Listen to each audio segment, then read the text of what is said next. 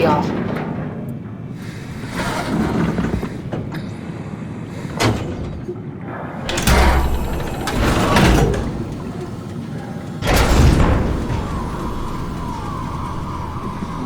Have we figured out what happens when we die yet? Is that even possible?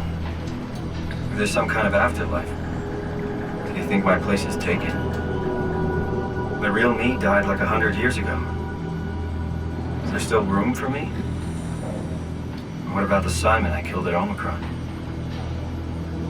What do you think, Catherine? Is there a heaven full of redundant copies of the same people?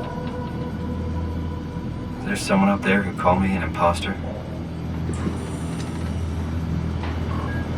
It's dumb luck, right? That I woke up in the right body. I basically flipped a coin, and if I had called the wrong side, I'd be rotting away at Omicron. I mean, there's nowhere to know, right? You didn't hit the make sure Simon wakes up in the right body switch, did you? Not that you would know. I mean, he would still claim to be the right Simon. Christ. This is awful. We did an awful fucking thing. And you wouldn't mind? Why would you? How could you know that it's not me, the me that I am, the same that I've always been? Please say something. I don't want to think. Please. I don't know what to say. I don't want to upset you. Say anything. When I was little, I used to climb the stairs all the way to the top of the building. And I can still feel how I had to, tuck my arm so I could push the heavy steel door open. Well, the first time that I dared go up there, I stepped out onto the roof and watched the smog rise and fall over Taipei. I got all the way up to the corner ledge and, I felt the warm wind in my hair and the sun was setting and the streets below were shadowed by the tall buildings. The people pushing through the crowd flowed like paint from an artist's brush. Street food vendors filled the air with aromas of all my favorite foods. For a brief moment, I felt connected to the world in a way that I never had before. It was the most profound feeling of comfort and sense of belonging I could ever hope for. I really never felt the same way again, but I went up to the roof many times after. I'm not religious, but I can see why people would be. The privilege of being makes a strong case, at least every once in a while. Do you still feel that sense of awe? Even like this? Things are different, but we're still here. What's the point of going on? Everyone's gone. All the people still left are digital copies trapped in computers at the bottom of the sea.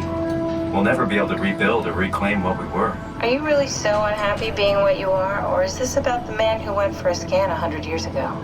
Both, I guess.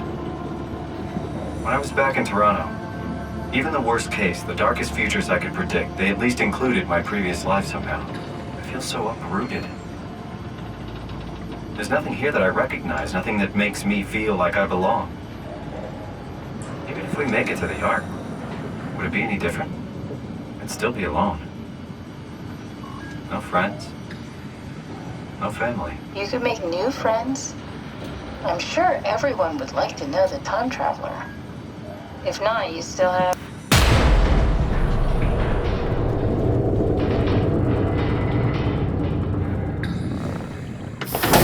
Catherine? Kath? Hello, Catherine. What happened?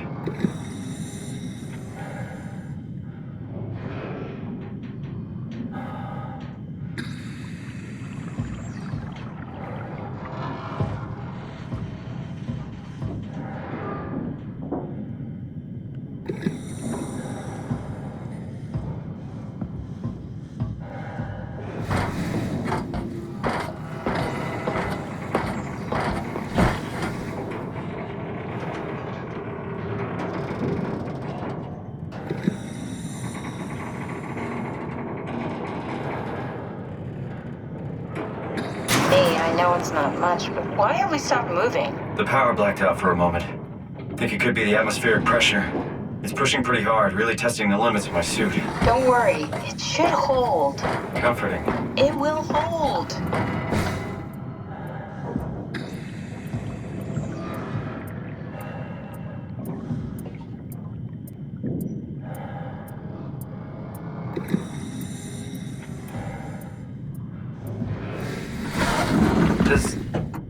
time freeze when you're not powered? Time feels omitted more than anything.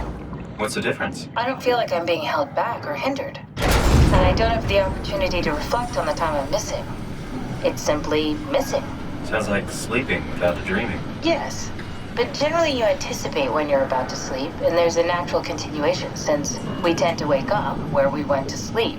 My experience is more like an ever-changing moment that never really seems to find closure. Sounds kind of like a movie being edited live. I suppose so. I guess it sounds exciting, but it really keeps me activated to the point of exhaustion. It's rough. Could be worse. Could be a time traveler stuck in a body made from black goo. That'd be the worst.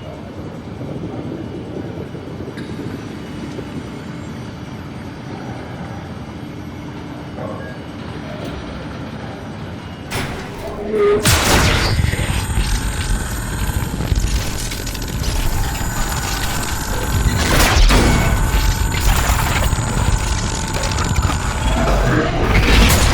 did it!